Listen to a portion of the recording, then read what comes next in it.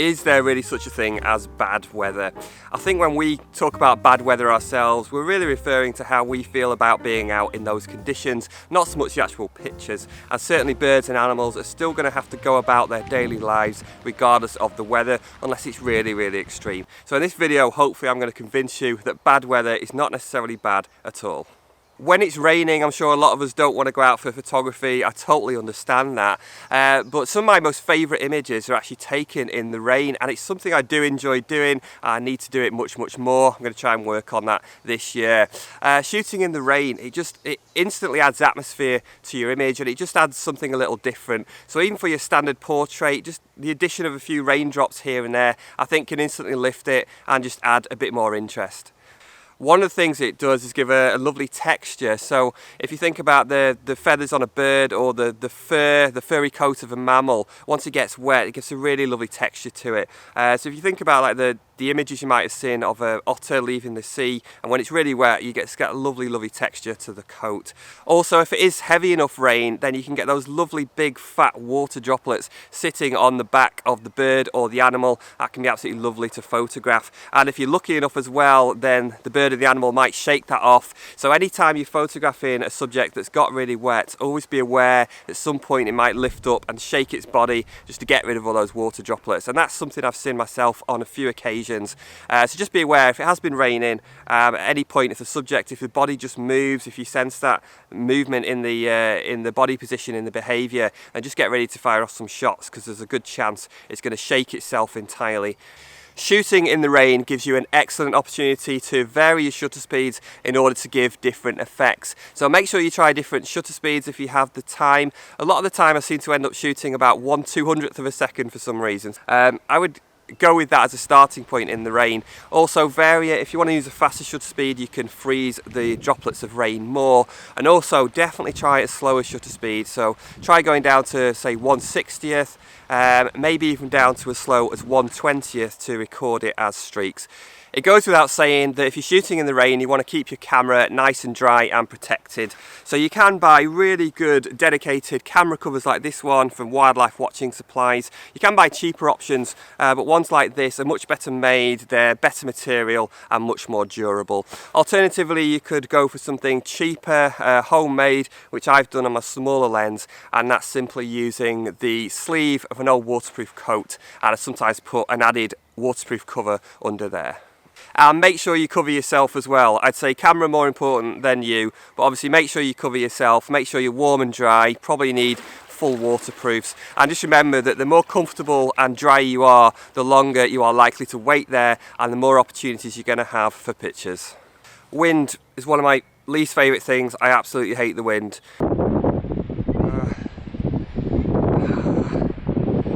I much prefer shooting in calmer weather. One of the biggest problems with the wind is that it causes awkward poses. So for myself, doing a lot of bird photography and really enjoying the small bird photography, I get a lot out of that.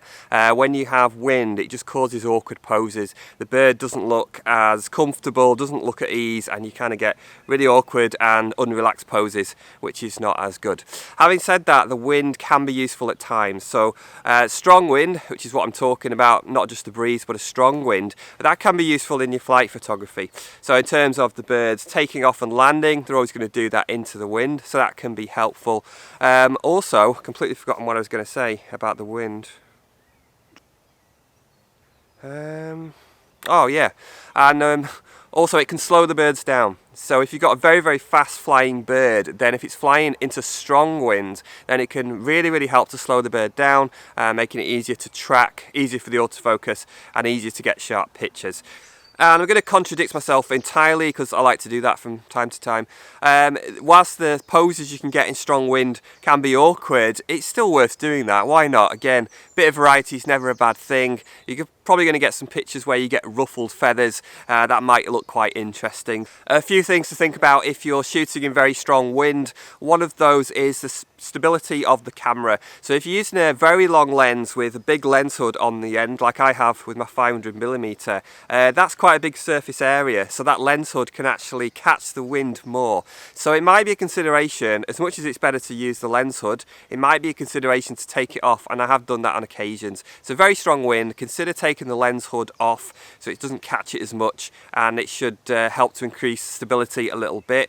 Also think about your own footing. If the wind's going to catch you, then that's not going to be good either, particularly if you're stood on the top of a cliff. So do think about your footing, know exactly where your feet are going to be, try and get yourself really stable, as well as the camera.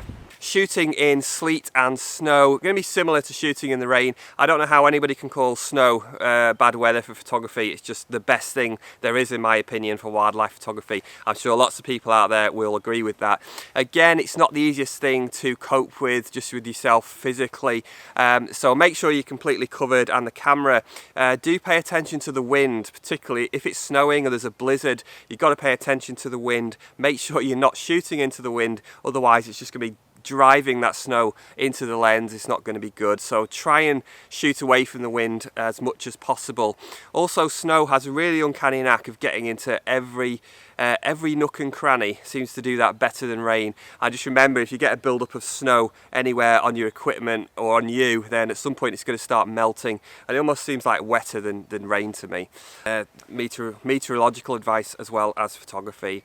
I do have a video all about photographing in the snow, which is hovering somewhere above my head, so do click on that if you want to see that. This is where the weather sealing comes into effect and can really help to protect your camera and lens in extreme conditions. Now, I would say, regardless of whether your camera and lens is weather sealed, whatever the manufacturer says, don't take a chance, don't put it out there in the worst conditions. I just don't think it's worth it. It's much easier just to simply cover it with at least something, some kind of waterproof covering, and don't take the chance. I've come to the conclusion that some of the best images are actually in changeable weather. So I tend to be a bit stubborn at times where I tend to go out where the forecast is more consistent, but I'm now trying to go out where it's more inconsistent and changeable.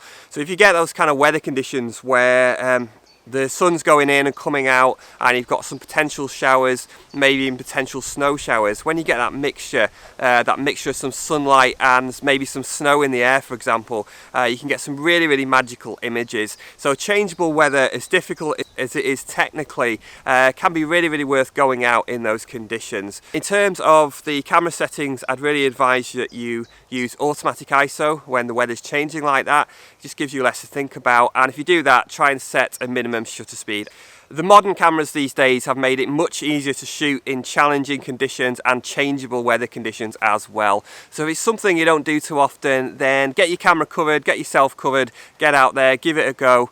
Thanks very much for watching, and I'll see you next time, somewhere in the rain.